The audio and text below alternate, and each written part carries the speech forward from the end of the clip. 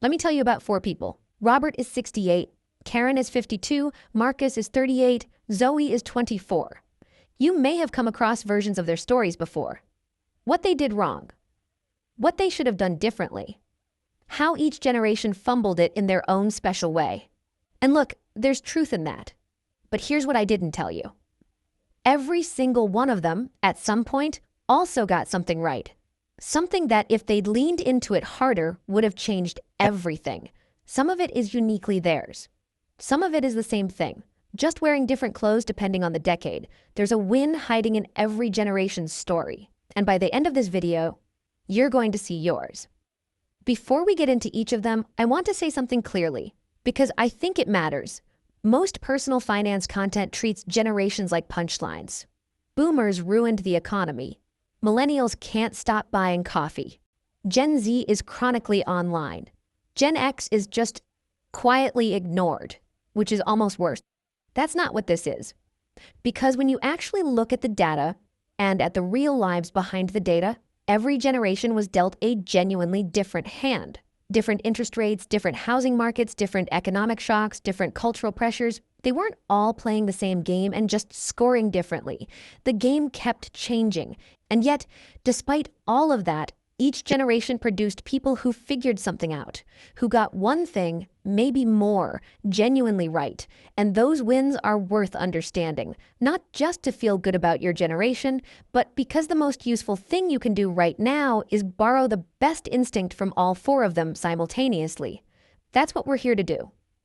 Robert is 68, and he's a boomer.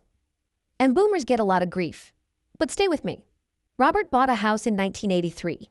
He didn't agonize over it the way people do now. He didn't run spreadsheets comparing renting versus buying, didn't stress test 7 different mortgage scenarios. He just bought it because that's what you did.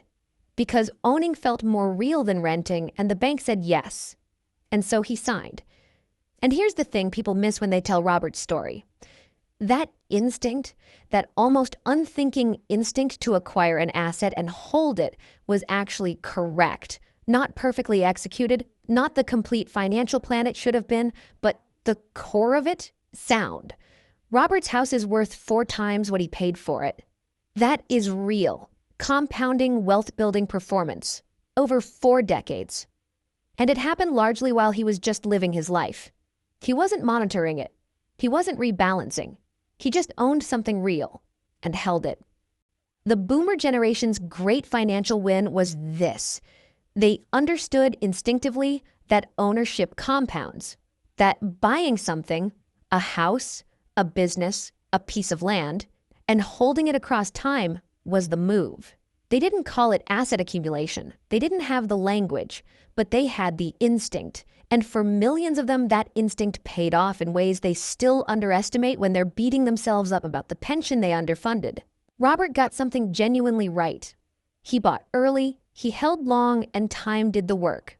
The lesson isn't to go out and buy the biggest house you can find. The lesson is simpler than that.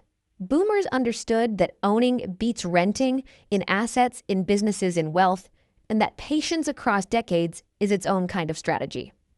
Karen is 52, she's Gen X, the generation that gets sandwiched between boomers and millennials in every conversation and quietly ignored in most of them. And Karen got hit twice. The dot-com crash in 2000, she was in her late 20s, just starting to feel like she had some financial footing, and the market dropped 50%.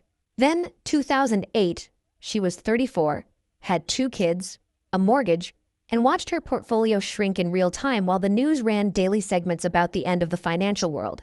And she kept going. That's the Gen X win. And it sounds simple until you understand just how hard it actually is. Because here's what most people did in 2008. Financially literate, intelligent, careful people. They stopped. They paused contributions. They moved money into cash. They waited for things to feel safer before they got back in, which meant they missed the recovery, which meant they locked in the loss and missed the gain. Karen didn't do that. Not because she was fearless. She was terrified, same as everyone else. But she'd set up her contributions to be automatic. She'd built a system that didn't require her to make a brave decision in the middle of a crisis. The money kept moving. The units kept accumulating. The market eventually recovered. and Karen was still in it. This is Gen X's underrated financial superpower, consistency under pressure. They are the generation that got quietly, stubbornly good at not panicking, at keeping their heads down and staying in the game when everything around them was telling them to get out. They didn't get a lot of credit for it. Gen X rarely gets credit for anything, but that discipline, that almost boring refusal to react, is one of the most genuinely valuable financial behaviors that exists. The lesson from Karen isn't to be fearless with your money. It's to build systems that make bravery unnecessary. Automate it. Make the right move the default move, so that when the crash comes, and it will come, you don't have to be a hero. You just have to do nothing. Marcus is 38. He's a millennial. And yes, the avocado toast jokes exist. We're all aware, let's move on. Because Marcus did something his dad never did. When Marcus started investing in his early 30s, later than he should have, he didn't walk into a bank and let someone put him into an actively managed fund with a 1.5% annual fee and a glossy brochure full of promises. He opened an account online, bought a low-cost index fund, and set up a monthly direct debit. That's it. That's the move. And it sounds boring. It sounds like the obvious thing, the thing everyone knows now. But millennials were actually the first generation to do this at scale. Their parents trusted financial advisors who were often, bluntly, salespeople with credentials. Their grandparents put money in savings accounts and called it investing.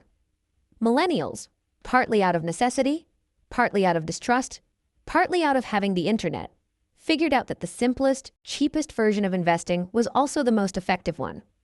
The research on this is unambiguous.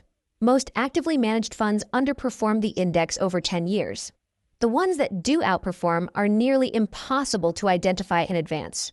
The fee difference, compounded over decades, is enormous, and millennials, more than any generation before them, understood this and acted on it. Marcus may not have invested enough. He may have started too late. He may have used experiences as a substitute for assets in ways that cost him. All of that is true. But what he invested well. And 20 years from now, the index fund Marcus opened at 31 with £100 a month is going to be doing serious work. Quietly, cheaply, without anyone taking a cut on the way. The millennial win is this. They democratized smart investing. They took something that used to require a middleman and figured out they didn't need one. They backed simplicity when the industry was selling complexity. And they were right. Zoe is 24. She's Gen Z. And Gen Z gets talked about in two completely opposite ways, both of which miss the point. Either they're the most financially savvy generation ever, revolutionizing money with crypto and side hustles and passive income content. Or they're chronically online, performatively wealthy, spending on aesthetics while calling it investing. There's truth in both. But there's something underneath both narratives that doesn't get said enough. Zoe started investing at 21. Not with a lot. Not with perfect knowledge. Not with a complete financial plan. She opened an ISA, put in what she could, and began. And that beginning, that unglamorous, imperfect, small beginning, is worth more than almost anything else in this video. Here's why. If Zoe puts £200 a month into a stocks and shares ISA from age 21 to 65 at a modest average return of 7%, she ends up with somewhere in the region of £700,000. If she starts at 31 instead, same amount, same return, 10 years later, she ends up with around £340,000. 10 years of delay. Half the outcome. The numbers are almost violent when you see them laid out. Gen Z's win isn't knowledge, though they have more of it than any previous generation at their age. It isn't the side hustle or the crypto or the content. The win is simply this. They started earlier than millennials started, earlier than Gen X started, earlier than boomers even thought to start. Time in the market is the most powerful financial force that exists. And Gen Z, whatever else you say about them, is buying more of it than any generation before them. Zoe is 24. She has 40 years of compounding ahead of her. That is the win. And she should understand, really understand, just how significant that is. 4 generations, 4 completely different financial realities, 4 completely different wins. And yet, when you lay them side by side, something emerges. Robert bought an asset and held it. Karen kept investing when everything told her to stop. Marcus backed simplicity over complexity and cut out the middleman. Zoe started before she was ready, before she had everything figured out, before the numbers felt significant enough to matter. Different decisions, different decades, different circumstances. But underneath all of them, the same instinct. At some point, each of them did something real, instead of something that just looked real. They made a move, sometimes just one, sometimes small, sometimes almost accidental, that was oriented toward actual building rather than the appearance of building. They put something in motion and let time do its work. That's the thread. And it's the same thread that runs through every generation that got it right. The form changes: property, pensions, index funds, ISAs. But the instinct underneath is always the same. Get something real. Start before it feels significant.